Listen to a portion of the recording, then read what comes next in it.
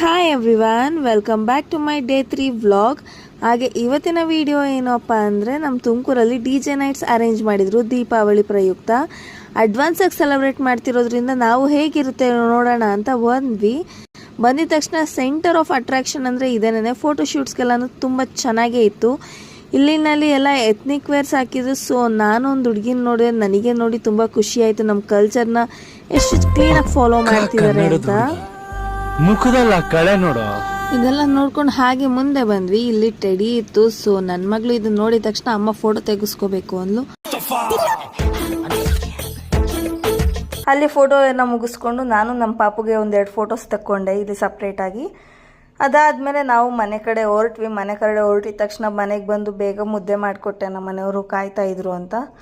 ಅದಾದಮೇಲೆ ನಮಗೆ ಎಲ್ಲ ಫ್ರೈಡ್ ರೈಸ್ ಮಾಡಿಕೊಂಡು ಒಂದು ರೌಂಡ್ ವಾಕ್ ಮಾಡೋಣ ಅಂತ ಹೊರಗಡೆ ಬಂದ್ವಿ.